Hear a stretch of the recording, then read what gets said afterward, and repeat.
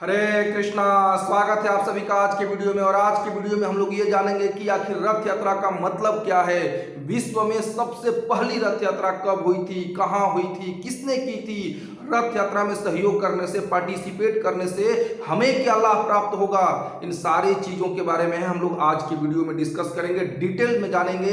इसलिए आपसे अनुरोध है कि वीडियो को अंत तक जरूर देखिएगा, थोड़ा समय दीजिए कि रथ यात्रा जैसे फेस्टिवल को समझने के लिए हमें कुछ समय तो देना पड़ेगा।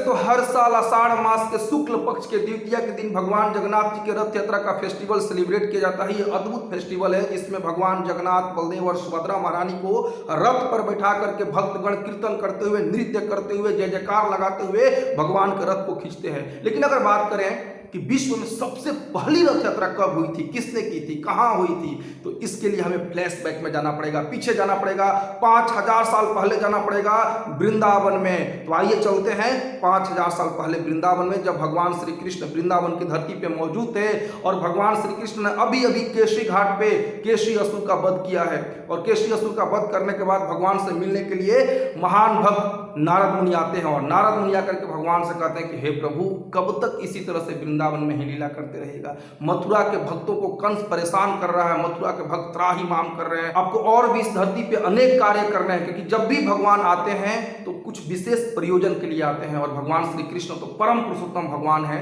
तो जब भगवान भगवत गीता में बोले 4थे अध्याय में कि वो क्यों आते हैं, परित्रणाय साधूनाम विनाशाय च दुष्कृताम धर्म संस्थापनार्थाय संभवामि जुगे जुगे। साधुओं का उद्धार करने के लिए, भक्तों का उद्धार करने के लिए, दुष्टों का विनाश करने के लिए, धर्म की पुनः स्थापना करने के लिए भगवान हर युग में प्रकट होते हैं। तो इस बार तो द्वापर युग में अभी जो 5-7 साल पहले भगवान स्वयं आए थे, परम पुरुषोत्तम भगवान श्री कृष्ण आए। तो नारद मुनि ने कहा कि देखिए, आप अपने मथुरा के भक्तों पर भी कृपा दृष्टि डालिए, कब तक वृंदावन में ही रहिएगा, माखन चोरी की लीला कीजिएगा, रास नृत्य की लीला कीजिएगा, असुरों को मारने की लीला कीजिएगा, मथुरा में भी चलिए। ठीक है नारद, आप चलिए, मैं अभी आता हूँ। नारद मुनि जैसे ही प्रस्थान किए और पीछे से जैसे ही भगवान के जो सखागण है, मधुमंगल, सुदामा, श्रीदामा, जब उन्होंने कान्हा कान्हा कह करके दौड़ते हुए कृष्ण के पास आए और फिर से खेल कूद में लग गए, भगवान भूल गए कि उन्होंने नारद को अभी क्या वचन दिया था। फिर कुछ समय के बाद अक्रूर जी आते हैं मथुरा से और अक्रूर जी आकर के भगवान से काफ़ी अनुनय विनय करते हैं कि देखिए, आप परम पुरुषोत्तम भगवान हैं, आपके माता पिता को कंस जेल में बंद किया हुआ है, दुख कष्ट भोग रहे हैं, वो बाकी के भक्तों को भी कंस अत्याचार कर रहा है, अपनी कहर ढा रहा है, और आप वृंदावन में ही अपनी लीलाओं में व्यस्त हैं। प्रभु, हम पर भी कृपा कीजिए, मथुरा के भक्तों पर भी कृपा दृष्टि डालिए। भगवान बोले, अक्रूर जी अभी कभी चलते हैं। अक्रूर जी के रथ पे कृष्ण और बलराम बैठे गए और जब गोपियों को पता चला, यशोदा मैया को पता चला, नंद बाबा को पता चला, भगवान के ग्वाल बाल सखाओं को पता चला, तो वृंदावन में चक्का जाम हो गया। सारी गोपियां रथ के आगे आ गई। राधा रानी गोपियां बोली, ना ना, जाने ही नहीं देंगे, रथ को बढ़ने ही नहीं देंगे। अक्रूर जी बेचारे हैरान हो गए, इतने सारे लोग एक साथ घेर लिए रथ। यशोदा मैया रोने लगी, सारे ग्वाल बाल रोने लगे। कृष्ण समझाने लगे सारे ग्वाल बाल मित्रों को, गोपियों को, यशोदा मैया को, अरे मैया काहे रो रही हो, हम थोड़े ना पूरा जीवन के लिए मथुरा जा रहे हैं, 2 दिन में लौट के आ जाएंगे, या हो सकता है कभी सुबह गए, शाम को अपना कंस का काम तमाम किए और वापस हम आ जाएंगे, आप चिंता ना करो, 1-2 दिन के अंदर ही आ जाएंगे। लेकिन गोपियां नहीं जाने दे रही थी। कृष्ण ने गोपियों को भी यही वचन दिया कि हम जा रहे हैं, 1-2 दिन में अपना काम समाप्त करके वापस आ जाएंगे। मथुरा कितना दूर है? यशोदा मैया एक बार जोर से बोलेगी, कन्हैया, हम दौड़ते हुए चले आएंगे मथुरा से। यहाँ पे कितना दूर मथुरा है, आ जाएंगे, आप सब चिंता मत कीजिए। तब तक उनका एक ग्वाल बाल सखा थे, वो दौड़ते हुए आए, कृष्ण कृष्ण कृष्ण, मैं तुम्हारे लिए खीर लाया हूँ। कृष्ण बोले, खा लो, अभी हम मथुरा जा रहे हैं। बोले, नहीं नहीं, कब आओगे? बोले, देखो, आने में समय भी लग सकता है, 2-3 दिन भी लग सकता है, 3-4 दिन भी लग सकता है। बोले, नहीं नहीं, आप जब आओगे तभी खा लेंगे। कृष्ण बोले, तुम खा लो, हो सकता है 1 सप्ताह भी लग जाए। वो उनका ग्वाल बाल सखा बोला कि आप जब आओगे तब भी हम खाएंगे, हम आपका इंतजार कर रहे हैं, आप जल्दी लौट के आइएगा। भगवान जब तक नहीं आए, भगवान मथुरा से वापस तो आए नहीं, द्वारिका चले गए, और जो ग्वाल बाल सखा है उनके, वो इंतजार में खीर लेके खड़े रह गए।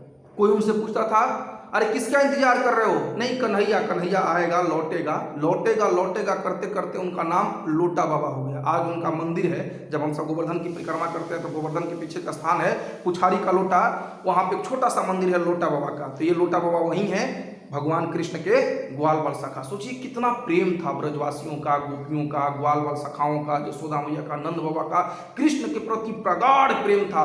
वो कृष्ण को भगवान केवल नहीं समझते थे, वो उनको अपना मित्र समझता था। जसोदा मैया नंद बाबा उनको अपना पुत्र समझते थे, गोपियां उनको अपना प्रियतम समझती थी। इस तरह से गाय जो थी ना, गाय, बछड़े, मोर, ये सब भी कृष्ण से प्रगाढ़ प्रेम करते थे, अगाध प्रेम करते थे कृष्ण से। जब कृष्ण जाने लगे तो सारे लोग रो रहे हैं, लेकिन सबको कृष्ण ने ढांढस बढ़ाया कि हम 2-3 दिन में अपना काम पूरा करके मथुरा से वापस आ जाएंगे। जब कृष्ण मथुरा गए, वहां पर उन्होंने कंस का वध कर दिया। इसके बाद कृष्ण ने खुद राजा नहीं बने वहां पे मथुरा के, उन्होंने उग्रसेन को राजा बनाया। क्योंकि ऐसे देखिए जनरली क्या होता है कि जो राजा दूसरे राजा का वध करता है, उसको युद्ध में परास्त करता है, वही राज्य का राजा बनता है। तो कृष्ण ने कंस को मारा तो कृष्ण को राजा बनना चाहिए मथुरा का, लेकिन भगवान कृष्ण क्या सोच के आए थे कि उनको तो मथुरा रहना नहीं, उनको तो वापस वृंदावन जाना है। इसलिए भगवान श्री कृष्ण वहां का राजा नहीं बने, बल्कि उग्रसेन महाराज को राजा बनवाया। लेकिन जब जैसे ही कृष्ण आने की तैयारी कर रहे थे, तब उनको एक बात पता चली, अरे बाप रे, हमने तो कंस का वध किया है, और ये जो कंस है ये जरासंध का दामाद है। वनवासियों को जरासंध से कष्ट न हो, इसलिए भगवान श्री कृष्ण मथुरा में ही रुक गए। क्योंकि जरासंध आक्रमण करेगा मथुरा पे, कई बार आक्रमण किया उसने, 17-18 बार आक्रमण किया मथुरा पे उसने, तो हर बार कृष्ण उसको मार के भगा देते थे। अब इधर जो वृंदावन के लोग हैं वो इंतजार कर रहे हैं, कृष्ण आएगा। 1 दिन हुआ, 2 दिन हुआ, 3 दिन हो गया, अभी तक कृष्ण नहीं आया। तब तक इधर मथुरा में भगवान श्री कृष्ण नंद बाबा के पास गए। नंद बाबा भी साथ में गए थे कृष्ण के, तो नंद बाबा के पास गए और बोले कि बाबा आप चलिए, मैं 1 सप्ताह में कुछ और जो काम बाकी है उसको करके वापस आता हूँ। नंद बाबा बोले कि नहीं, मैं भी यहीं पे रुक जाता हूँ, साथ में चलेंगे यहाँ से मथुरा से। कृष्ण बोले नहीं नहीं नहीं, मैंने जसोदा मैया को वचन दिया है कि मैं 1-2 दिन में आ जाऊंगा। गोपियों को, राधा रानी को, अपने ग्वाल बाल सखाओं को, सबको मैंने वचन दिया है, प्रॉमिस किया है कि 1-2 दिन में आ जाऊंगा। वो लोग परेशान हो रहे होंगे, जसोदा मैया रो रही होंगी, आप जाइए, उन लोगों को ढांढस बढ़ाइए, मैं 1-2 सप्ताह में अपना जो यहाँ का जो थोड़ा काम है ना, उस सबको निपटा करके मैं भी आता हूँ। नंद बाबा को मजबूरी में भगवान कृष्ण की बात मान करके वापस उनको वृंदावन लौटना पड़ा। और जब नंद बाबा वृंदावन के लिए प्रस्थान कर रहे थे, तो भगवान श्री कृष्ण ने उनको गिफ्ट के रूप में अपने ग्वाल बाल मित्रों के लिए, गोपियों के लिए अपना मोर पंख, अपना मुकुट, अपना पीत वस्त्र, बंसी, जो भी था उनके पास, कुंडल, बैजंती की माला, वो सब उनको दे दिए और बोले कि ग्वाल बाल मित्रों में, गोपियों में आप इसे गिफ्ट के रूप में बांट। अब नंद बाबा चल दिए वृंदावन के लिए। इधर जो ग्वाल बाल थे, ये 1-2 दिन बीत जाने के बाद अब कृष्ण का इंतजार कर रहे हैं। जो ग्वाल बाल, जो उनके मित्र थे, सखा थे, वो सब पेड़ के ऊपर चढ़ जाते थे और एक टक लगा करके देखते रहते, टकटकी लगाए रहते थे उधर से मथुरा से आने वाले रास्ते पे, अब कृष्ण आएंगे, आज कृष्ण आएंगे, आएंगे आएंगे, ऐसे करके। तब तक उन्होंने देखा कि नंद बाबा का रथ आ रहा है। अब सारे ग्वाल बाल दौड़ते हुए, खुशी से झूमते हुए सब लोग पहुंचा, गोपियां, जसोदा मैया, उनके भगवान के सखा, ये सब पहुंच गए वहां पे। चारों तरफ से नंद बाबा के रथ को घेर लिया, कृष्ण कहाँ है, कृष्ण कहाँ है, कृष्ण कहाँ है। लेकिन जब रथ का दरवाजा खुला, नंद बाबा नीचे उतरे, उनका चेहरा उदास था, मुंह लटका हुआ था, और कृष्ण तो अंदर थे ही नहीं। तो सबने पूछा, बाबा कृष्ण कहाँ है, कृष्ण कहाँ है। जसोदा मैया बोली कि अरे कृष्ण कोई सज्जन व्यक्ति थोड़े ना कि रथ में बैठ करके अच्छे इंसान की तरह आएगा, वो बंदर की तरह कुदकते फुदकते कहीं से आ रहा होगा, देखो किसी पेड़ पे चढ़ा होगा वो। लेकिन नंद बाबा मुंह लटकाए हुए और बोले कि कृष्ण तो नहीं आया। जसोदा मैया बोली मतलब कृष्ण नहीं आया, मतलब क्या आपने कृष्ण को वहीं छोड़ दिया। बोले हाँ, वो वहीं पे रह गया, कुछ काम निपटा करके कुछ दिन के बाद आएगा। जसोदा मैया एकदम नंद बाबा पे बरस पड़ी, ये आपकी हिम्मत कैसे हो गई कृष्ण को अकेले छोड़ने की। आप मथुरा में जाकर के बड़ी बड़ी बिल्डिंग देख करके आपका दिमाग घूम गया क्या? आप कृष्ण को कुछ पैसे के लिए बेच दिए क्या मथुरा में ले जा करके? आप उसको छोड़ करके कैसे आ गए? इतना छोटा बालक मथुरा में अकेले कैसे रहेगा? आपको थोड़ा भी कृष्ण से प्रेम नहीं है। अरे आपसे अच्छे तो दशरथ थे, जिन्होंने अपने पुत्र के वियोग में, राम जी के वियोग में अपना शरीर त्याग दिया, अभी तक आप जिंदा कैसे हैं? इतनी गुस्से में आ गई जसोदा मैया नंद बाबा पे, क्योंकि इतना प्रेम करती थी जसोदा मैया कृष्ण से कि जब देखी कि वो कृष्ण नहीं आया तो अपना आपा खो दी जसोदा मैया। नंद बाबा रोने लगे, बोले देखो जसोदा, दशरथ के लिए अपने प्राण त्यागना आसान था, एक बार में उन्होंने अपना शरीर त्यागा, खत्म। लेकिन अगर मैं पल पल मर रहा हूं, पल पल अपना शरीर त्याग रहा हूं। मैं अपने शरीर को इसलिए बचा कर रखा हूं कि अगर मैंने शरीर त्याग दिया और जब कृष्ण आएंगे मथुरा से, और जब कृष्ण को पता चलेगा कि बाबा नहीं रहे इस दुनिया में, तो उसको बहुत दुख होगा। उसको दुख न हो इसलिए मैं अपने शरीर को बचा कर रखा हूं। फिर नंद बाबा भी रोने लगे, जसोदा रो रही है, नंद बाबा रो रही है, गोपियां रोने लगी, ग्वाल बाल रोने लगे। फिर नंद बाबा पोटली उठाए जो कृष्ण दिए थे और बोले कि देखो कृष्ण आप सबके लिए ये सारे गिफ्ट लाए हैं। किसी ने हाथ तक नहीं लगाया उस गिफ्ट को। सबने कहा हमको उपहार नहीं चाहिए, बल्कि इस सामान को जो धारण करता था, जो हमको मोर पंख नहीं चाहिए, मोर पंख धारण करने वाला चाहिए। हमको ये बंसी नहीं चाहिए, बंसी बजाने वाला चाहिए। सारे ग्वाल बाल हो रहे थे, किसी ने गिफ्ट को हाथ नहीं लगाया। बहुत बड़ी शिक्षा मिलती है हम सबको यहाँ से। हम सब जब भगवान के पास जाते हैं ना, तो हमें भगवान से ये फालतू का भौतिक चीज़ें नहीं मांगना चाहिए कि हमको गाड़ी दे दो, बंगला दे दो, ये दे दो, वो दे दो। हमें भगवान से भगवान को मांगना चाहिए, भगवान से भगवान की भक्ति मांगनी चाहिए, प्रेमा भक्ति मांगनी चाहिए। जैसे ये ग्वाल बाल किए, गिफ्ट नहीं लिए, उपहार नहीं लिए, वो बोले कि हमें कृष्ण चाहिए। फिर सब लोग रोते रोते अपने अपने घर चले गए। एक दो दिन खूब जम करके सब लोग रोए। रोने के बाद फिर उनको थोड़ा सा ढांढस बढ़ा, अच्छा कृष्ण बोला है ना कि एक दो सप्ताह में आ जाएगा। फिर वो ग्वाल बाल गोपियां नंद बाबा के पास गई और बोले कि वो पोटली दीजिए, वो पोटली दीजिए जो कृष्ण ने दिया है मथुरा से। वो पोटली खोले और ग्वाल बाल गोपियां उनके एक एक सामान को लेकर के उनके साथ हुई लीलाओं का स्मरण करके रोने लगे सब लोग। कोई बोलता था देखो कृष्ण मोर पंख लगाता था, कितना सुंदर लगता था, अरे बंसी बजाता था कृष्ण, कितना सुंदर लगता था, मोर नाचते थे आकर के, गायें ओम करती थी, गायें भी कृष्ण से प्रेम करती थी। कोई बोलता था अच्छा कुंडल ये पहनता था कृष्ण, कितना सुंदर लगता, अच्छा ये वाला कपड़ा पहनते थे तो कृष्ण कितने सुंदर लगते थे। सब लोग एक एक गिफ्ट को देख करके भगवान की लीलाओं का स्मरण कर रहे हैं और रो रहे हैं। अब कई दिन बीत गए लेकिन कृष्ण नहीं आए। और इधर क्या हुआ, इधर जब भगवान कंस को मार करके देवकी वसुदेव को मुक्त किए, जरासंध लड़ाई आक्रमण किया भी हुआ तो भगवान मार के भगा दिए थे उसको। इसके बाद जब देवकी और वसुदेव ने कृष्ण को देखा, कृष्ण भी वहां पर रो रहे हैं, वो भी व्याकुल है वृंदावन जाने के लिए। देवकी वसुदेव बोले कि तुम इतने बड़े हो गए, बच्चे की तरह रो रहे हो, पढ़ाई लिखाई कभी मतलब KG1 KG2 क्लास 1 क्लास 2 में एडमिशन हुआ तुम्हारा कहीं पे ना? पढ़ाई शुरू ही नहीं हुआ अभी तक। अरे हमारा बेटवा का तो गंवार बना के रख देगा सब लोग। देवकी और वसुदेव जल्दी बोले कि जल्दी से तुम गुरुकुल में जाओ और अपनी शिक्षा शुरू करो। तो कृष्ण को उज्जैन भेज दिया गया, अवंती भेज दिया गया, संदीपनी मुनि के आश्रम में कृष्ण और बलराम को शिक्षा लेने के लिए गुरुकुल में। तो उधर मथुरा से ही कृष्ण चले गए संदीपनी मुनि के आश्रम में और वहां पे 64 दिनों में ही 64 कलाएं सीख ली। लेकिन इधर जो वृंदावनवासी थे उनको बेचैनी हो रही कि कृष्ण क्यों नहीं आ रहे, क्यों नहीं आ रहे हैं। जो ग्वाल बाल थे सुबह से ही पेड़ के डालियों पे चढ़ जाते थे और देखते रहते थे कोई उधर से रथ आया क्या, कृष्ण आ रहा है कि नहीं आ रहा है, मथुरा वाले रास्ते में देखते रहते थे। फिर शाम को उदास होकर के अपने घर पे जाते थे और अपनी माँ से बोलते मैया आज भी कन्हैया नहीं आया। उनकी मैया बोलती थी कोई बात नहीं बेटा, कल आ जाएगा, कल आएगा कृष्ण, कल आएगा। फिर कल नहीं आया, फिर नहीं परसों आ जाएगा, आ जाएगा, आ जाएगा, कन्हैया जरूर आएगा। अब सारे ग्वाल बाल और गोपियों को बर्दाश्त से बाहर हो गया। सब लोगों ने डिसाइड किया कि हम लोग चलेंगे मथुरा चलेंगे मिलने के लिए। तो फिर किसी ने कहा कि अरे कृष्ण क्या सोचेगा कि देखो इन लोगों को हमारी बातों पर विश्वास नहीं रहा और ये लोग वृंदावन छोड़ के मथुरा आ गए, रुक जाते हैं। फिर कुछ दिन के लिए रुक गए, लेकिन फिर कुछ दिन के बाद एकदम ठान लिए कि अब जो कृष्ण सोचे ना है सोचे कृष्ण, अब हम लोग उनसे मिलने के लिए मथुरा चलेंगे। जब मथुरा चलने के लिए सब लोग अपना तैयार हो गए सज धज करके मथुरा जाने के लिए, तब तक वहां से खबर आई कि कृष्ण तो अब अवंती चले गए, गुरुकुल में चले गए। तो अच्छा, तब सारे गोपियों ने डिसाइड किया, ग्वाल बालों ने डिसाइड किया कि जब कृष्ण गुरुकुल से आएंगे ना तब उनसे मिलने चलेंगे। और इतने दिन में सब लोग रो रहे हैं, मतलब कृष्ण के बिना वृंदावन शमशान की तरह हो गया था।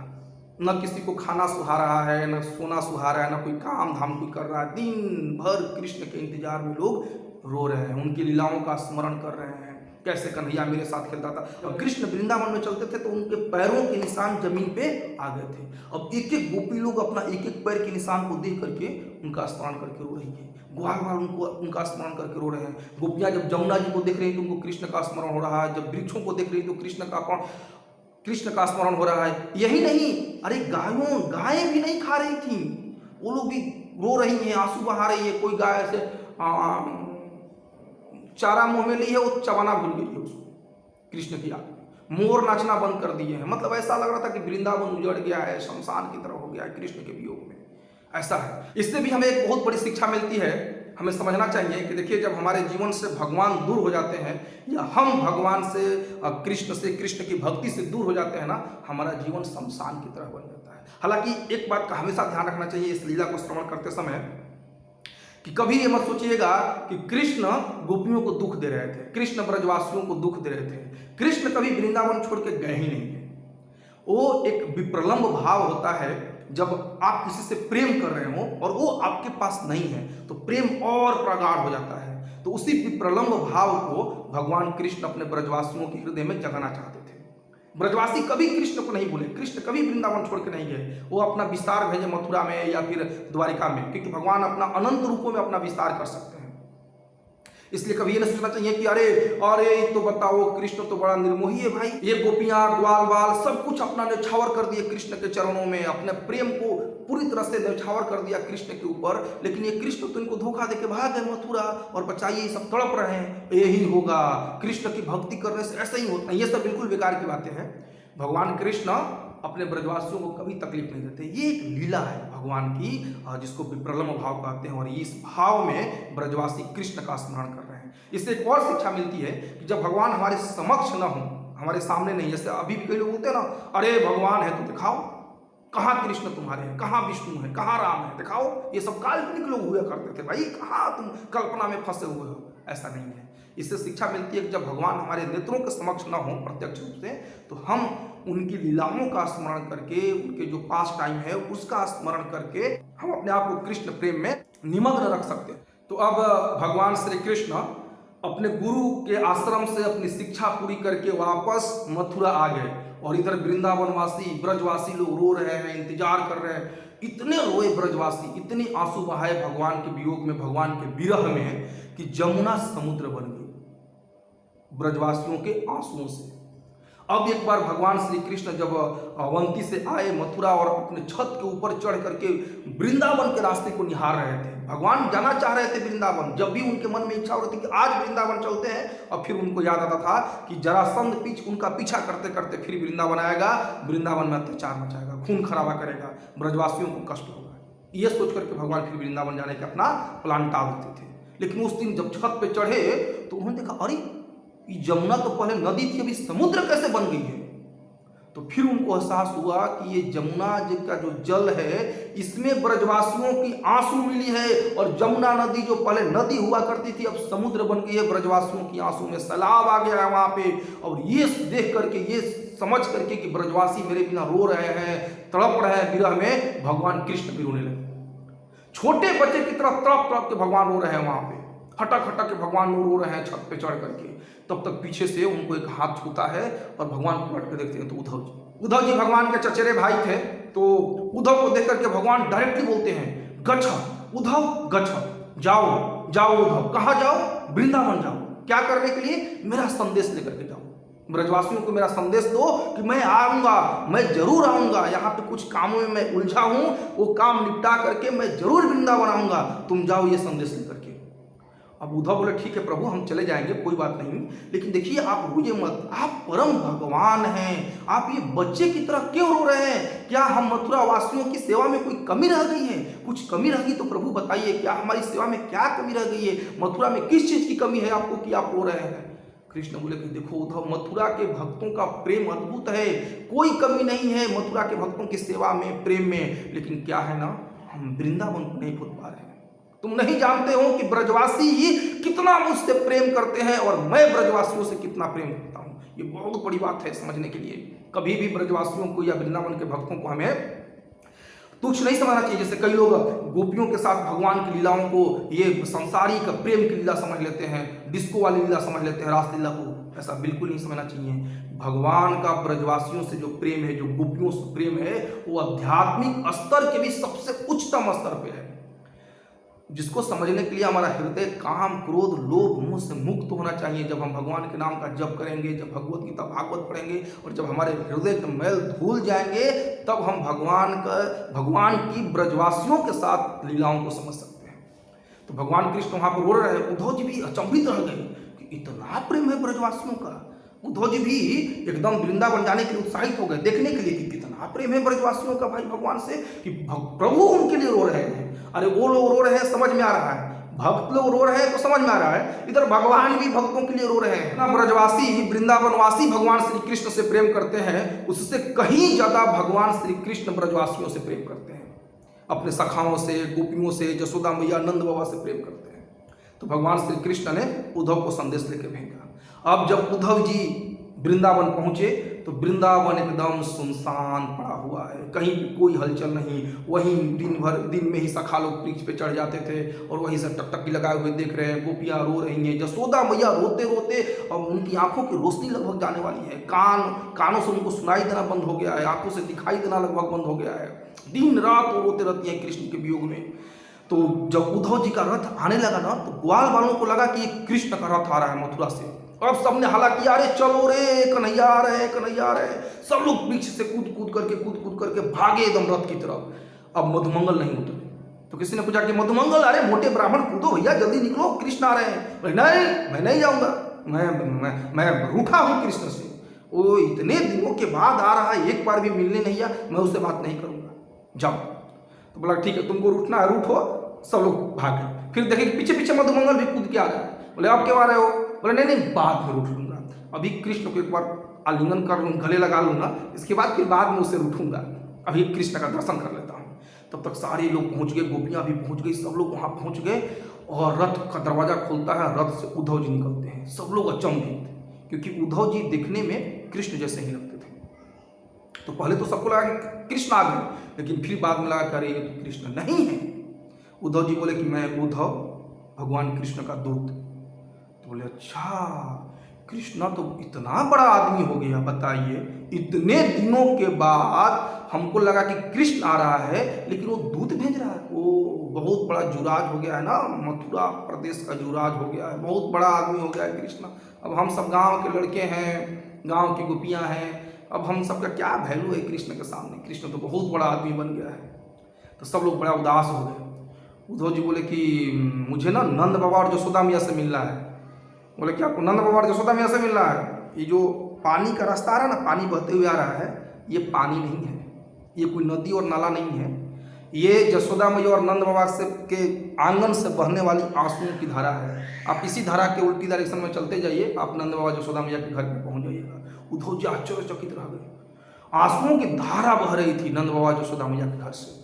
जब उद्धव जी उनके घर पे गए, नंद बाबा के घर पे, उनके दीवारों से भी आवाज आ रही थी कृष्ण कृष्ण कृष्ण कृष्ण। और जब ग्वाल वालों ने कहा कि देखिए, आप जब जाइएगा ना तो जरा जोर से बात कीजिएगा, ऊंची आवाज में बात कीजिएगा। जसोदा मैया को आजकल सुनाना भी कम हो गया है, सुनाई भी कम देता है जसोदा मैया को, आंखों की रोशनी भी उनकी धुंधली हो गई है, तो थोड़ा जोर से बात कीजिएगा।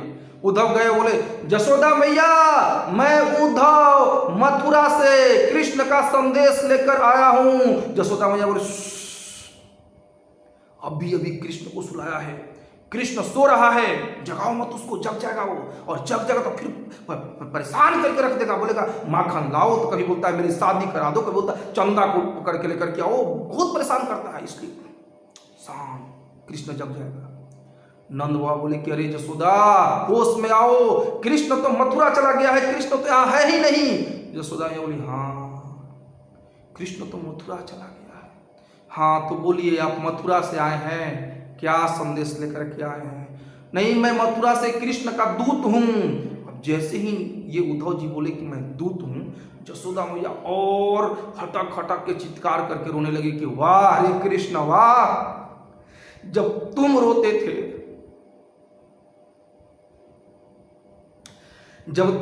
थे, तो मैं रात रात भर खुद जग करके तुम्हें अपनी गोद में सुलाती थी, तुम्हारी आंसू पोंछती थी, तुम जो मांगते थे मैं उसी समय देती थी। और जब मैं जब रो रही हूं तो तुम खुद ना करके दूत भेज रहे हो। वाह हरे कृष्ण वाह। ऐसे जसोदा मैया चित्कार करके रोने लगी। उद्धव जी बेचारे एकदम हैरान हो गए जसोदा मैया के प्रेम को देख करके कृष्ण के प्रति, क्योंकि उद्धव जी को थोड़ा सा लगता था कि मथुरा में भगवान कृष्ण की सेवा जम के की जाती है। तो भगवान जसोदा मैया के प्रेम को देख करके उद्धव जी भी हतप्रत रह गए, आश्चर्यचकित हो गए उद्धव जी। और फिर जसोदा मैया कृष्ण की कथा सुनाने लगी उनको। बोले अरे उद्धव तुमको पता है ये कृष्ण कितना बदमाश था बचपन में। अरे वो कौवा से लड़ाई कर रहा था, बिल्ली को देख करके डर जाता था, बिल्ली की बोलती थी म्याऊं, वो मेरे गोद में घुस जाता था डर के मारे, और बहुत शैतानी भी करता था। तुमको पता है एक दिन मटकी फोड़ दिया था, मैंने उसको उखल से बांध दिया। फिर तुमको ये पता है ये ऐसे करता था, तुमको पता है ऐसे करता था कृष्ण। और कभी कभी तो बोलता था कि मेरी शादी करा दो। कभी एक दिन कौवे से लड़ लिया कृष्ण, कौवा उसका रोटी खा लिया और वो कौवा से युद्ध करने के लिए रेडी हो गया कि मैं इस कौवे को मारूंगा, ये मेरा रोटी कैसे ले लिया। इतना शैतानी करता था, किसी के घर में जाके माखन चुरा के लेके आता था, मटकी तोड़ देता था, उतने सारे उलाहने मुझे सुनने पड़ते थे। अरे उधर पता है एक दिन ऐसा हुआ, अरे उधर पता है एक दिन ऐसा हुआ। ऐसे करके दिन रात, दिन पे दिन, रात पे रात ऐसे बीतते गए। और उद्धव जी सुन रहे हैं जसोदा मैया कृष्ण कथा सुना रही है बिना कुछ खाए पिए। उद्धव जी भी हैरान जसोदा मैया के प्रेम को देख करके। फिर नंद बाबा बोले कि अरे जसोदा कई दिन हो गया, कुछ उद्धव को खिलाओ पिलाओ, ये बेचारे ऐसे ही। बोले नहीं नहीं नहीं, मेरा पेट भर गया। इतना कृष्ण प्रेम, इतना कृष्ण कथा सुन करके मेरा पेट भर गया बाबा। नंद बाबा बोले कि नहीं नहीं, और देखना चाहते हो प्रेम यहाँ का, आओ तुमको गौशाला में ले चलते हैं। नंद बाबा अपनी गौशाला में लेकर के गए। गाय, कोई गाय मुंह में भी अपना चारा ली हुई ऐसे सोच रही है, कुछ गाय रो रही है बैठ करके, कृष्ण नहीं आए। बछड़े नहीं खा रहे हैं, दूध नहीं पी रहे हैं अपनी माताओं का, वो बेचारे ऐसे ही उदास दिख रहे हैं। मोर नाचना बंद कर दिए, मोर भी कहीं ऐसे ही चुपचाप बैठा हुआ है, कुछ नहीं, कोई खुशी नहीं। सब कृष्ण को याद कर रहे हैं, कृष्ण की लीलाओं को याद कर रहे हैं, और सब लोग विरह में कृष्ण के रो रहे हैं। तो उद्धव जी हैरान, इधर भगवान के भक्त रो रहे हैं, उधर कृष्ण रो रहे हैं, क्या चक्कर है, कैसे मैनेज होगा। और फिर अब गोपियों से मिलने के लिए उद्धव जी गए, गोपियों को संदेश देने के लिए कृष्ण का। नंद जसोदा मैया को संदेश दिए है कि कृष्ण आएंगे, और जसोदा मैया से प्रॉमिस भी की उद्धव जी कि हम जा करके मथुरा से कृष्ण को लेकर के आएंगे। और फिर गोपियों से मिलने गए निकुंज वन में। अब वहाँ पे गोपियों का एक अद्भुत लीला चल रहा है। गोपियाँ भौरे से बात कर रही है, कोई भौरे से बात कर रही है, कोई वृक्ष से बातें कर रही है, कोई जमुना जी से बातें कर रही है, कोई भगवान का चरण चिन्ह देख करके उससे बातें कर रही है, कोई भौरा से बातें करते हुए बोले कि अरे भौरा तू मथुरा से आया है, कृष्ण से दोस्ती कर, उससे दोस्ती मत करना, वो दोस्ती करने के लायक नहीं है। हाँ, बहुत धोखा देगा वो तुमको भी, सबको धोखा देता है वो। देखो धोखा देकर के भाग गया, अभी मथुरा आया भी नहीं वापस, उससे दोस्ती नहीं। तो कोई वृक्ष से बातें कर रहा है, ऐसे करके गोपियां आपस में बातें कर रही है। ये देख करके उद्धव जी काफी हैरान हो गए। फिर गोपियों को बुलाया कि देखिए ऐसे कैसे चलेगा, इधर आप लोग रोइएगा वृंदावन में, उधर प्रभु रोएंगे मथुरा में। अरे कुछ काम धाम भी तो करना है ना, कुछ लोग आप ऐसा कीजिए, कुछ अपना मन को इधर डाइवर्ट कीजिए कि आप सही से खा सके, सो सके, कुछ अपना कार्य कर सकें। गोपिया बोली क्या करें उद्धव, मतलब मन डाइवर्ट होता ही नहीं है। जमुना को देखती हैं तो कृष्ण याद आते हैं, इधर पेड़ को देखते हैं तो कृष्ण याद आते हैं, गायों को देखते हैं तो कृष्ण याद आ जाते हैं, कैसे भूलें कृष्ण को। उद्धव जी बोले ठीक है, आप सबको हम मेडिटेशन कराएंगे, आप सब लाइन से बैठ जाइए, पलाथी मार करके बढ़िया से सीधा एकदम बैठ जाइए, और बैठ करके अपने आंख बंद कीजिए, अपने मन को भवों के बीच में केंद्रित कीजिए और कृष्ण को भूलने का प्रयास कीजिए। अपने काम पे कंसंट्रेट कीजिए, फोकस कीजिए, फोकस्ड, बी फोकस्ड। 1-2 मिनट जैसे ही बीता, गोपियां बोली कि उद्धव ये काम नहीं कर रहा है। उद्धव बोले क्यों? बोले अरे ऐसे बाहर देखते हैं आंख खोल करके तो जमुना के साथ कृष्ण को याद आता है, पेड़ के साथ कृष्ण की याद आती है, गायों के साथ कृष्ण की याद आती है, और जब आंख बंद करते तो कृष्ण साक्षात दिखने लगते हैं। कैसे भूलें उनको? देखिए कितनी आश्चर्यमयी बात है कि हम सब कृष्ण को याद करने का प्रयास करते हैं कि 24 घंटे में कहीं 1-2 घंटे माला करते समय, भगवत गीता भागवत पढ़ते समय कृष्ण याद आ जाए। और गोपियों को उद्धव जी मेडिटेशन करा रहे हैं कृष्ण को भूलने के लिए, लेकिन फिर भी गोपियां कृष्ण को भूल नहीं पा रही। अब उद्धव जी गए वहां से बोल करके चलो हम जा रहे हैं मथुरा में, कृष्ण को संदेश सुनाएंगे और जल्दी से उनको लेकर के हम वापस वृंदावन आएंगे। तो उद्धव जी भी चले गए। इधर गोपियों का विरह दिन पर दिन बढ़ते जा रहा है। एक दिन मतलब राधा रानी तो अद्भुत तरीके से परेशान है, विरह में तड़प रही है कृष्ण। ओ एक दिन ललिता विशाखा से बोल रही है कि ललिता विशाखा मुझे जहर दे दो, जहर दे दो, मैं अब मुझे ये कृष्ण का विरह बर्दाश्त नहीं हो रहा है, अब मैं जीना नहीं चाहती हूँ। ललिता बोली कि राधा जहर तो दे दूंगी, लेकिन एक समस्या है। बोली क्या? तुम मरोगे नहीं, क्योंकि तुमने कृष्ण के अमृत में नाम गुण लीला उनके दिव्य स्वरूप का तुमने पान किया है, इसलिए विष असर ही नहीं करेगा। आंखों से तुमने उनके दिव्य स्वरूप देखा है, कानों से उनकी दिव्य वाणी सुनी है, नहीं संभव है, पॉइजन भी असर नहीं करेगा। राधा रानी बोलती है नहीं, थोड़ा सा वो हार्ड पॉइजन ज्यादा डोज मिला के दे दो, मैं ये शरीर नहीं रखना चाहती हूँ। फिर राधा रानी बोलती है कि हे सखी, अगर मैं शरीर त्याग दूं तो ललिता बोलती है क्या करें, फिर जमुना जी में बहा दें उसको। बोले नहीं, जमुना जी में नहीं बहाना, ये जो तमाल का वृक्ष है उसके डाली पे रख देना। क्यों?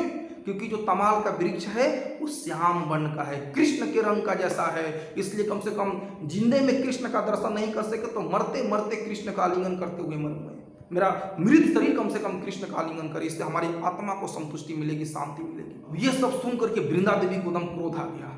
वृंदा देवी बोले कि राधे देखो, इतना मत करो, अब रुलाओ मत तुम हम लोगों को, है ना, तुम थोड़ा हंसो तुम।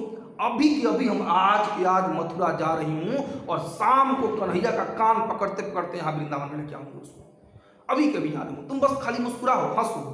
राधा बोली कैसे मुस्कुराऊं मैं, कृष्ण के बिना कैसे हंसूं। तो वृंदा देवी कृष्ण की एक्टिंग करती है, बांसुरी लेकर के कृष्ण की एक्टिंग करती है, तो राधा रानी खिलखिला के हंस पड़ती है। वृंदा देवी बस ऐसे ही हंसते रहो, हम अभी जा रहे हैं और शाम तक कृष्ण को लेकर आ रहे हैं। वृंदा देवी सज धज करके, अब गाँव की लड़की थी वृंदा देवी, वृंदावन की शहर में है, मथुरा शहर है, अब सिटी में जाना है, तो वो सज धज करके अपने हिसाब से और निकल पड़ी। इस पूरे समस्त ब्रह्मांड में सबसे सुंदर है वृंदावन की गोपियां।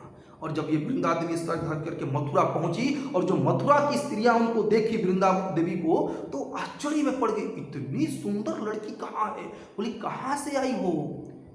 बोले हम वृंदावन से आई हैं। अच्छा, गांव की छोरी हो, क्या करने के लिए आई हो? अब ये पहचान में आ जाती थी कि ये गांव की लड़की है, क्योंकि वो मथुरा में गई तो बड़ी बड़ी बिल्डिंग्स थी, अब इधर देख रही है उधर देख रही है, तो सब पहचान में आ जाता था ये गांव की छोरी है। तो वो बोलती थी क्या करने के लिए आई हो इधर मथुरा में? बोले नहीं, हमको ना कृष्ण से मिलना है। वो मथुरा की स्त्रियां गुस्सा हो गई, तुमको बोलने का तमीज नहीं है, ऐसे बोलते हैं कि कृष्ण से मिलना है? अरे कृष्ण हमारे राजाधिराज हैं, बोलो राजाधिराज महाराज कृष्ण से मिलना है, ऐसे बोलो, ऐसे बोलते हैं।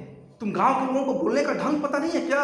अच्छा वृंदा बोला, अच्छा तुम्हारा जो राजा है, राजाधिराज जो भी है, वो बताओ उसका घर किधर है, किधर आता है? बोले कि वहां जाने का अलाउ नहीं है किसी को। बोले नहीं, मैं चली जाऊंगी, आप बताओ किधर आता। बोले उधर चले जाओ, उधर 7 दरवाजों के भीतर वो रहते हैं, राजा है मथुरा के, ऐसे ही थोड़े सब कोई उनसे कोई भी मिल लेगा। बोले नहीं मैं जानती हूँ। बोले ठीक है तुम जाओ।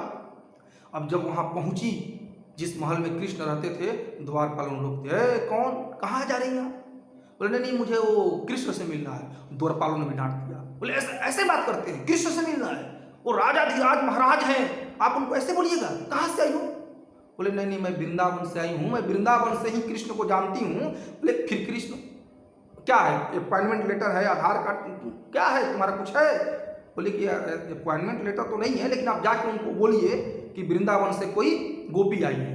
बोले नहीं ऐसे थोड़े होता है, आप निकलो यहाँ से। तो वृंदा देवी को भी गुस्सा आ गया। बोले कि देखो अब तुम्हारे सामने मैं एक मंत्र का जाप करती हूँ और तुम्हारा जो ये राजाधिराज बोलते ना राजाधिराज है, वो दौड़ते हुए मेरी चरणों में आके गिरेगा। तो सारे द्वारपाल बोले कि क्या बात कर रही हो?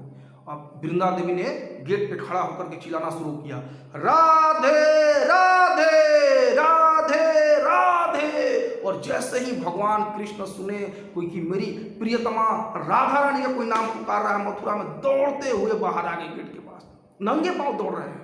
अरे कौन है भाई जो राधा रानी का नाम पुकार रहा है? तो आकर के देखते हैं तो वृंदा देवी अपना घूंघट नीचे गिराई हुई थी। तो बोले कि आप कहाँ से आई हैं?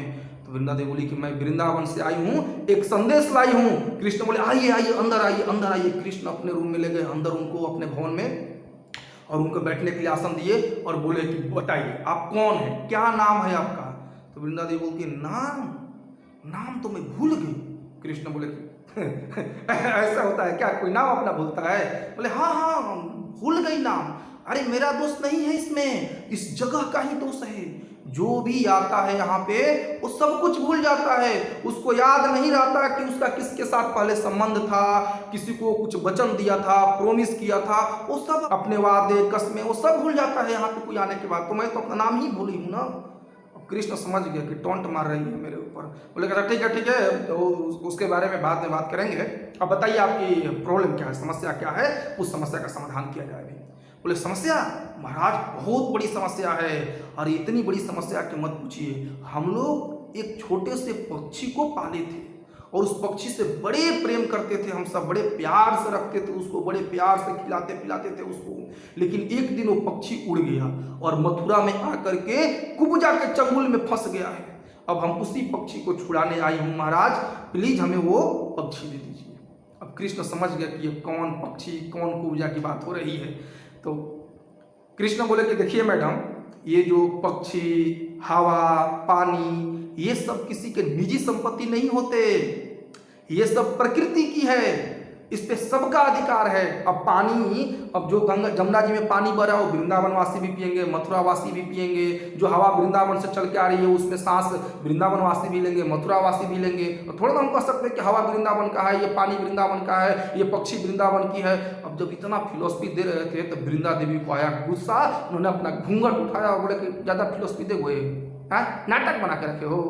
जब से आए हो उधर राधा रानी का रो रो करके बुरा हाल है, सारी गोपियां रो रही हैं, जसोदा मैया रो रही हैं, और तुम यहाँ द्वारिका में बैठ के फिलोसफी दे रहे हो। वृंदावन की शुद्ध इस चीजों को छोड़ करके तुम यहाँ आकर के मथुरा में कुब्जा के कचरा में फंसे हो। हाँ, अब जब कृष्ण ऐसे कृष्ण को बोली तो कृष्ण रोने लगे। जब कृष्ण सुने कि गोपियां रो रही हैं, राधा रानी रो रही हैं उनके विरह में, तो कृष्ण रोते रोते बेहोश हो गए और इधर वृंदा देवी भी रोते रोते बेहोश हो गई। फिर कुछ दिन के बाद दोनों को होश आया। कृष्ण बोले कि देखिए आप मेरा संदेश लेकर के जाइए, गोपियों को सुनाइए, राधा रानी को सुनाइए, यशोदा मैया को सुनाइए, मैं जल्द ही आऊँगा, मैं बहुत जल्द मथुरा से वृंदावन आ रहा हूँ, आप जाइए। तो वृंदा देवी वहाँ से चलती हैं और बोलती है जल्दी आ जाइए, राधा रानी का रो रो करके बुरा हाल हो रहा है, मुझे बर्दाश्त नहीं होता, हम यहाँ वृंदावन में मथुरा में चली जाइए, आप जल्दी आइए। कृष्ण बोले बिल्कुल बिल्कुल आप चलिए हमारे। फिर आते तो तब तक फिर कृष्ण आए नहीं। इधर वृंदावन वासियों का वही हाल है, दिन भर वो लोग दिन रात यही इंतजार में कि कृष्ण आएंगे आएंगे आएंगे। लेकिन कृष्ण अब मथुरा से द्वारिका चले गए। द्वारिका जाने के बाद एक दिन ऐसा समय आता है जिस दिन सूर्य ग्रहण पड़ता है और उस दिन भगवान श्री कृष्ण अपने रानियों के साथ, अपने माता पिता देवकी वसुदेव बलराम जी के साथ, अपनी छोटी बहन सुभद्रा के साथ कुरुक्षेत्र में आते हैं।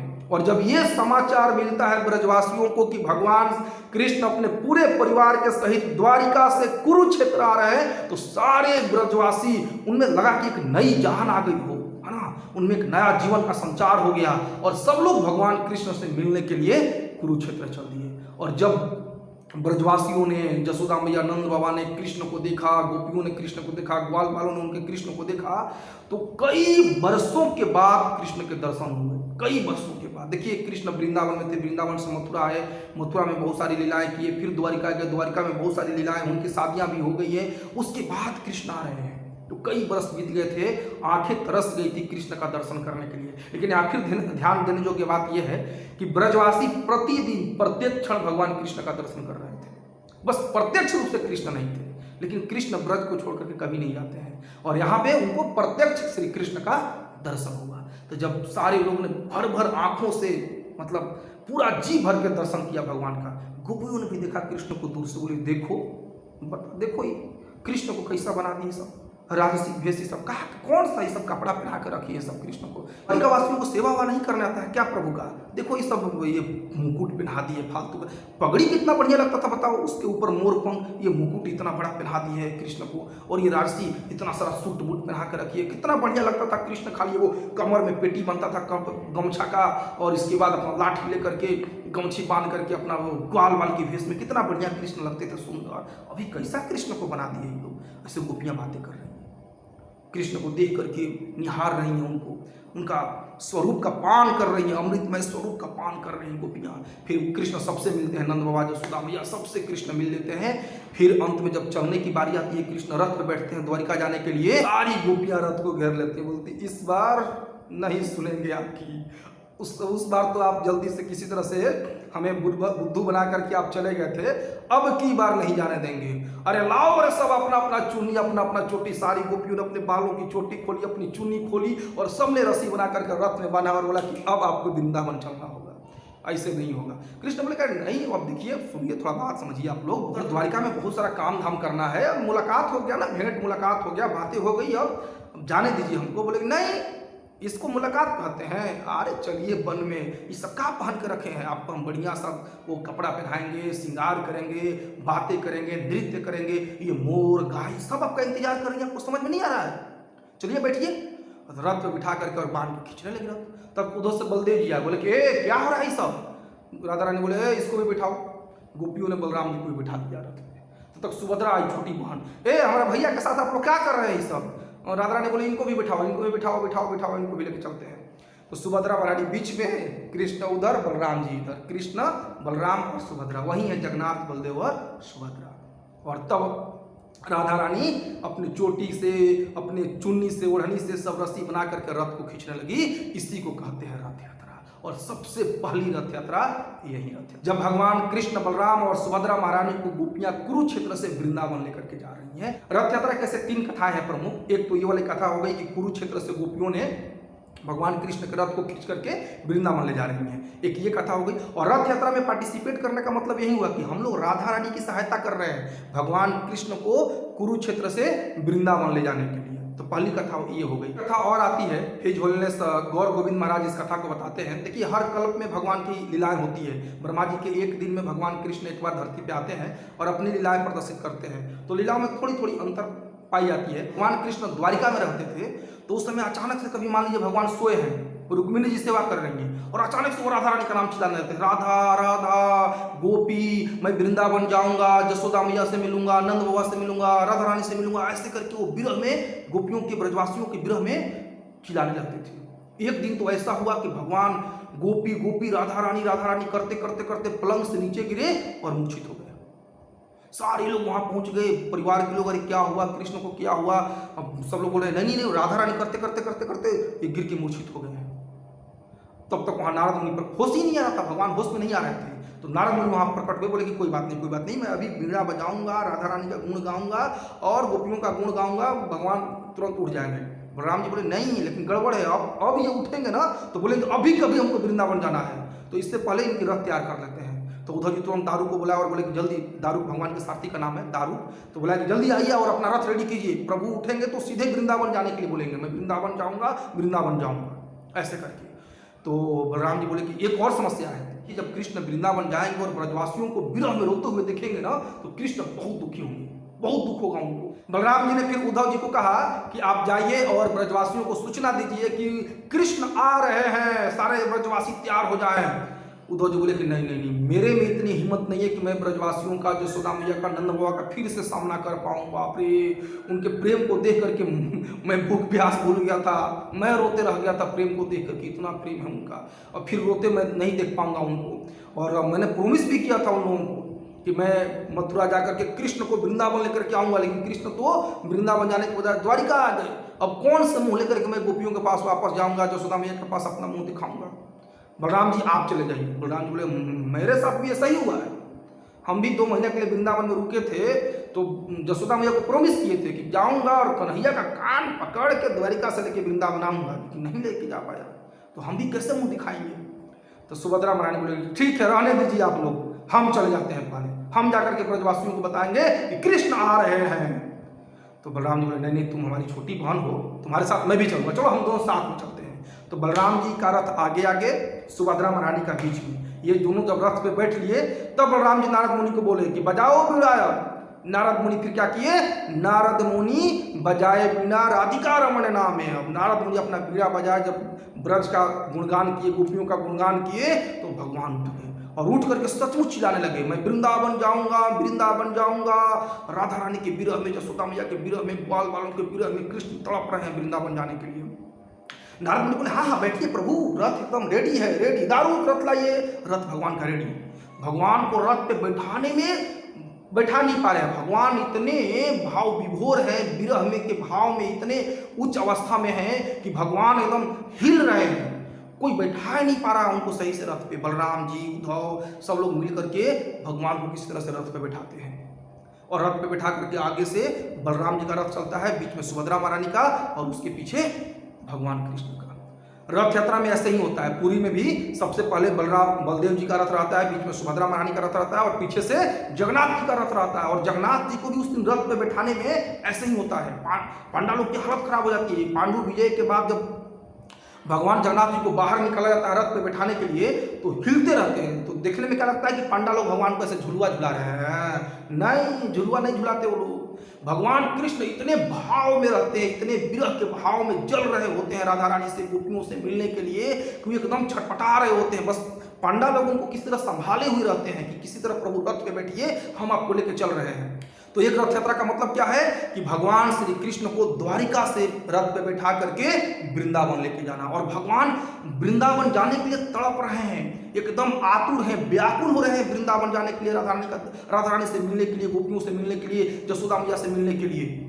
तो सोचिए कि अगर उस समय हम सब भगवान की सहायता करते हैं, क्योंकि भगवान को मदद की जरूरत है। ऐसे भगवान सर्वसमर्थ है, परम पुरुषोत्तम भगवान है। ये भगवान की अद्भुत लीला है। कभी भी इसको दूसरे भाव से नहीं देखना चाहिए, दूसरी नजर से नहीं देखना चाहिए। अरे देखो कृष्ण तो रो रहे हैं। अरे किसी के लिए रोना ना, भगवान के लिए रोना या भगवान का अपने भक्तों के लिए रोना, ये अद्भुत प्रेम की निशानी है। ये हम जैसे सांसारिक लोग नहीं समझ पाएंगे, जो भौतिक इंद्रिय भोग के विषयों में लगे हुए हैं, इंद्रिय तृप्ति में लगे हुए हैं। ऐसे संसार के लोग भगवान और भक्तों के बीच के प्रेम को नहीं समझ पाएंगे। अद्भुत प्रेम की लीला है ये। भगवान ऐसे सर्वसमर्थ हैं, लेकिन फिर भी उस दिन भगवान को मदद की जरूरत पड़ती है। तो सोचिए कि अगर हम सब भगवान के रथ यात्रा का आयोजन करें, भगवान का रथ निकालने में सहयोग करें, रथ में पार्टिसिपेट करें, भगवान की रस्सी, रथ की रस्सी को खींच करके भगवान को जल्द से जल्द वृंदावन पहुंचाएं, तो क्या भगवान हमारी जिंदगी की डोर अपने हाथ में नहीं ले लेंगे? बिल्कुल ले लेंगे। अगर भगवान का रथ यात्रा के दिन हम भगवान की रस्सी खींचते हैं, भगवान की डोर अपने हाथ में लेते हैं, तो भगवान हमारे जीवन की डोर, हमारे जीवन रूपी रथ की डोर अपने हाथ में ले लेते हैं ठाकुर जी। और जिसके जीवन की डोर ठाकुर जी अपने हाथ में ले लिए, फिर उसकी तो बल्ले बल्ले हो जाएगी। वो तो गोलोक का टिकट कंफर्म। महाभारत के युद्ध में भगवान कृष्ण ने अर्जुन के रथ की बागडोर अपने हाथ में ले ली। मजाल किसी का कि अर्जुन को खरोच तक पहुंचा दे, कुछ नहीं कर पाया। कर्ण, भीष्म पितामह, द्रोणाचार्य, स्वथामा, दुर्योधन, दुशासन, ये सब हार गए अर्जुन पे बाणों की वर्षा करके, कुछ नहीं बिगाड़ पाए, क्योंकि उनकी रथ की डोर कृष्ण के हाथ में थी। तो अगर हम भी कृष्ण के हाथ में अपने जीवन की डोर देना चाहते हैं, तो क्या करना पड़ेगा? रथ यात्रा के फेस्टिवल को जबरदस्त तरीके से हमें सेलिब्रेट करना चाहिए। पूरे यथाशक्ति जितनी हमारी शक्ति है सब लगा देनी चाहिए, तन मन धन से भगवान के रथ यात्रा में सहयोग करना चाहिए और रथ यात्रा फेस्टिवल निकालना चाहिए। ये रथ यात्रा जो त्यौहार है ना, फेस्टिवल है ना, ये अद्भुत है, सबसे प्रिय फेस्टिवल है राधा रानी को। पहली कथा में क्या बताए हम लोग? पहली कथा में हम लोग क्या चर्चा की है कि राधा रानी गोपियों सहित भगवान कृष्ण को रथ में बैठा करके खींच रही हैं, गोपियों के साथ रस्सी, और उनको वृंदावन लेके जा रही हैं। तो रथ खींचने का एक मतलब क्या हुआ? हम लोग राधा रानी की सहायता कर रहे हैं। अब देखिए राधा रानी कौन है? आप जानते हैं भगवान कृष्ण इस पूरे ब्रह्मांड के स्वामी हैं, मालिक हैं, परम ईश्वर है, लेकिन उनकी मालकिन कौन है? राधा रानी। ऐसे भी हम सबकी परम माता है ये। अगर माँ प्रसन्न होगी तो पिताजी तो ऐसे ही प्रसन्न हो जाएंगे। तो अगर हम रथ यात्रा में सपोर्ट करते हैं, सहयोग करते हैं, तो राधा रानी प्रसन्न हो जाएंगे, और राधा रानी प्रसन्न हो गई तो कृष्ण तो ऐसे ही प्रसन्न हो जाएंगे, पिता तो ऐसे ही प्रसन्न हो जाएंगे। दूसरी कथा क्या है कि कृष्ण स्वयं व्याकुल हैं, भाव विभोर है राधा रानी से मिलने के लिए, गोपियों से मिलने के लिए, जसोदा मैया से मिलने के लिए। अगर उस समय हम उनकी सहायता करते हैं, रथ खींचते हैं, रथ यात्रा ऑर्गेनाइज करते हैं, रथ यात्रा ऑर्गेनाइज करने में सहयोग करते हैं, तो फिर देखिए भगवान कृष्ण हमें हमारी जिंदगी की डोर अपने हाथ में ले लेंगे। दीन बंधु दीनानाथ तेरी डोरी मेरे हाथ। उस दिन भगवान के डोर हमारे हाथ में होती है। भगवान की सांसें अटक रही हैं राधा रानी से मिलने के लिए, तो उनके जीवन की डोर हमारे हाथ में। तो जब उनकी जीवन की डोर हमारे हाथ में, तो फिर दीन बंधु दीनानाथ मेरी डोरी तेरे हाथ। अगर हम भगवान का रथ यात्रा खींचते हैं, रथ यात्रा सेलिब्रेट करते हैं, तो भगवान फिर हमारी जिंदगी की डोर खींच करके हमें गोलोक लेकर के चले जाएंगे। रथ यात्रा महामहोत्सव की जय। मैं फिर से कह रहा हूं, अद्भुत फेस्टिवल है रथ यात्रा, अद्भुत। अब एक तीसरी कथा और भी आती है कि जैसे पुरी में, जब पुरी में महाराज इंद्रदुम्न के तपस्या से, उनकी भक्ति से, उनकी प्रार्थना से जब भगवान प्रसन्न हो गए, तो भगवान ने उनको आकाशवाणी किया कि मैं दारू ब्रह्म के रूप में समुद्र के किनारे तुमको मिलूंगा। दारू ब्रह्म मतलब लकड़ी का एक बहुत बड़ा टुकड़ा, बहुत बड़ा कट्ठा है ना, लकड़ी का लट्ठा टाइप का मोटा। तो मैं मिलूंगा और उस पर शंख चक्र गदा पद्म पुष्प के निशान रहेंगे, और उस दारू ब्रह्म से आप हमारे विग्रह बनाइए। तो जब विश्वकर्मा जी की सहायता से वो विग्रह बनाया जाता है जगन्नाथ बलदेव सुभद्रा महारानी का, वो कैसे विग्रह बना, कैसे जगन्नाथ जी प्रकट हुए, उसके बारे में एक अलग से वीडियो बनाया गया है। डिस्क्रिप्शन में उसका लिंक दिया गया, आप चाहे तो डिटेल में उसको देख सकते हैं। कि जगन्नाथ जी कैसे, ये जगन्नाथ जी का जो स्वरूप है ये कैसे इस धरती पे प्रकट हुए, जगन्नाथ जी किस तरह से धरती पे प्रकट हुए, कब और कैसे, इसके बारे में वो वीडियो है, तो आप देखिएगा उसको। तो जब जगन्नाथ जी के विग्रह को बना लिया जाता है, जगन्नाथ बलदेव सुभद्रा महारानी और सुदर्शन के विग्रह को रेडी कर दिया जाता है, तो फिर जो महाराज इंद्रद्युम्न ने भगवान के एक बहुत बड़ा विशाल मंदिर बनाया, जो पुरी में भी आप देखते हैं। और फिर उस मंदिर में भगवान को स्थापित करने के लिए, जहाँ पे भगवान का विग्रह तैयार हुआ था, वहां से भगवान को रथ पे बैठा करके और उनको मंदिर में लाया जाता है स्थापित करने के लिए। तो पुरी में पहली रथ यात्रा ऐसे हुई थी, लगभग 2000 साल पहले के आसपास। तो पुरी में रथ यात्रा ऐसे हुई थी और तब से हर साल जगन्नाथपुरी में रथ यात्रा निकलती है। तो रथ यात्रा से रिलेटेड 3 कथाएं हैं। एक तो कथा है, सबसे पहली रथ यात्रा हुई थी कुरुक्षेत्र से वृंदावन ले गई, गोपियां ले गई भगवान। सबसे पहली रथ यात्रा हुई थी कुरुक्षेत्र से वृंदावन, गोपियों ने भगवान कृष्ण को बलराम जी और सुभद्रा मैया के साथ बिठा करके वृंदावन लेके गई। दूसरी कथा है कि द्वारिका से वृंदावन की, भगवान कृष्ण भाव विभोर हो गए थे वृंदावन जाने के लिए, तो उनको वृंदावन पहुंचाएगा। और तीसरी जो जगन्नाथपुरी में रथ निकलता है, भगवान जगन्नाथ जी अपने हर साल अपने मंदिर से निकल करके रथ पे सवार होकर के गुंडीचा मंदिर जाते हैं, क्योंकि गुंडीचा उनकी माता के समान है। गुंडीचा क्या है एक्चुअली में, वो राजा इंद्रद्युम्न महाराज की पत्नी है। प्रकट हो गए तो महाराज इंद्रद्युम्न ने उनसे आशीर्वाद मांगा था कि हे प्रभु, आप मुझे आशीर्वाद दीजिए कि मैं निसंतान रहूं, मेरा कोई संतान न हो, क्योंकि जब कोई मेरा बेटा बेटी हो जाएगा तो फिर मैं आपकी सेवा सही से नहीं कर पाऊंगा, पूरी निष्ठा के साथ नहीं कर पाऊंगा, अपने बच्चों के पालने में लग जाऊंगा। लेकिन गुंडीचा महारानी को तो लगा कि अरे बाप रे, हम कैसे बिना संतान के रहेंगे। तो उनकी मन की बात भगवान जान गए। भगवान ने उनको आशीर्वाद दिया कि आप घबराइए मत, मैं आपका संतान हूँगा, मैं आपका पुत्र के रूप में रहूँगा। तो गुंडीचा महारानी बोले कि मेरा पुत्र रहता तो कहीं रहता, साल में कम से कम एक बार तो मिलने तो जरूर आता ना। तो जगन्नाथ जी बोले कोई बात नहीं, मैं आपको वचन देता हूँ कि मैं साल में एक बार आपसे मिलने जरूर आऊँगा। तो जगन्नाथ जी हर साल आषाढ़ मास के शुक्ल पक्ष के द्वितीया के दिन रथ पे सवार होकर के अपने मेन मंदिर से गुंडीचा मंदिर जाते हैं। जगन्नाथ जी का जो मेन मंदिर है वो द्वारिका है, जो उसको नीलाचल भी कहते हैं, और जो गुंडीचा मंदिर है वो सुंदराचल है, वो वृंदावन है। तो जगन्नाथ जी द्वारिका से कहाँ जाते हैं? वृंदावन, अपने वृंदावन ब्रजवासियों से मिलने के लिए, वृंदावन के भक्तों से मिलने के लिए, गुंडीचा महारानी को दर्शन देने के लिए हर। तो ये रथ यात्रा से रिलेटेड कथाएं हैं। अब एक और कथा को डिस्कस करेंगे हम लोग कि देखिए, पहले जो रथ यात्रा है वो पुरी में या पुरी के आसपास वाला एरिया जो है कोलकाता वगैरह में सीमित था, लेकिन जगन्नाथ जी पूरे विश्व में कैसे फैले। आज संसार में लगभग विश्व के हर जगह पे भगवान जगन्नाथ की रथ यात्रा निकाली जाती है। वो कैसे संभव हुआ? वो संभव हुआ इस्कॉन के, international society for Krishna consciousness, अंतर्राष्ट्रीय कृष्ण भावनामृत के संस्थापकाचार्य एसी भक्ति वेदांत स्वामी श्रील प्रभुपाद जी की कृपा से श्रील प्रभुपाद जी ने जगन्नाथ जी को पूरे विश्व में लेकर के गए। और जगन्नाथ का मतलब क्या है? जगत का नाथ, लेकिन असल में उनका जो नाम है ना, वो प्रभुपाद जी ने ही सार्थक किया। हालांकि भगवान की इच्छा से ही संपन्न हुआ, भगवान की कृपा से ही संपन्न हुआ, भगवान की ही इच्छा है कि पूरे विश्व में उनके नाम का प्रचार हो। तो लेकिन वास्तव में किया किसने? श्रील प्रभुपाद जी को। ये श्रेय श्रील प्रभुपाद जी को जाता है जगन्नाथ जी को पूरे संसार में फैलाने की। और आज पूरे संसार में, इवन पाकिस्तान में, चाइना में, मिडिल ईस्ट जो कंट्रीज है, वहां पर भी जगन्नाथ जी की रथ यात्रा होती है। अब तो गांवों में भी रथ यात्रा निकल रही है, छोटे छोटे जगहों में भी रथ यात्रा निकल रही है। जैसे बिहार के रोहतास डिस्ट्रिक्ट में एक छोटा सा सिटी है कोचस, वहां पर भी रथ यात्रा है, भव्य रथ यात्रा निकाली जाएगी। तीसरी रथ यात्रा है इस बार। तो आप सबसे, हम लोग रथ यात्रा ऑर्गेनाइज करते हैं, आप सबसे मेरा विनम्र निवेदन है, आप सब समय निकाल करके आइए वहां पे कोचस में, रोहतास सासाराम के पास में पड़ता है कोचस, और वहां पे तीसरी रथ यात्रा है इस बार, भव्य तरीके से निकालने का प्लानिंग चल रही है उसको। तो आप सब आइए, सहयोग कीजिए, सपोर्ट कीजिए, दर्शन कीजिए भगवान का, रस्सी खींचिए रथ की। हाँ, बड़ा अद्भुत आनंद आता है उस रथ यात्रा फेस्टिवल में। अब जो सबसे महत्वपूर्ण बात यह है कि आखिर रथ यात्रा में पार्टिसिपेट करने से हमें क्या फायदा होगा, तो आप समझ गए होंगे। और भगवान की रथ यात्रा में हम पार्टिसिपेट करते हैं तो बेसिकली रथ यात्रा में 3 चीजें होती हैं। एक हवा, दूसरा धूल, और तीसरा भगवान की दृष्टि, ग्लांस। तो हवा कैसे? जो हवा भगवान के श्री विग्रह को छू करके निकलती है, उसी हवा में हमें भी सांस लेने का मौका मिलता है। यानी भगवान उस समय रथ पे बैठे होते हैं और जो हवा बहती है, जो छू करके उनको आती है, उसी हवा में हम भी सांस लेते हैं। इससे हमारा पूरा करोड़ों करोड़ों जन्मों के पाप हमारे धुल जाते हैं। उसके बाद जो भगवान के रथ के चलने से जो धूल उड़ती है, जब वो धूल हमारे शरीर पे पड़ती है, इससे हमारा पूरा शरीर शुद्ध हो जाता है। और फिर भगवान की दृष्टि, जो हम ठाकुर जी को देख रहे हैं और ठाकुर जी हमें देख रहे हैं। अब बताइए, भगवान की दृष्टि जिस पे पड़ गई, जगन्नाथ, जगत के नाथ जगन्नाथ की दृष्टि जिसके ऊपर पड़ गई, उसका कोई क्या करेगा, वो उसका टिकट वो लोग के लिए कन्फर्म है, मुक्त हो जाएगा वो भौतिक बंधनों से। तो रथ यात्रा में पार्टिसिपेट करने से, रथ यात्रा में सहयोग करने से, रथ की रस्सी खींचने से, भगवान के सामने कीर्तन करने से, दंडवत प्रणाम करने से, रथ को छूने से, सजाने से, या कम से कम प्रसाद पाने से ही हमारा उद्धार हो जाता है, तर जाते हैं। इसलिए सोचिए कि कई लोग भगवान के मंदिर में भगवान का दर्शन करने नहीं जा पाते हैं, भगवान स्वयं रथ पे बैठ करके दर्शन देने आते हैं। अब जगन्नाथ जी से कृपालु कौन होगा? जगन्नाथ जी कलयुग के भगवान हैं, सबसे कृपालु भगवान हैं, जगत के नाथ हैं।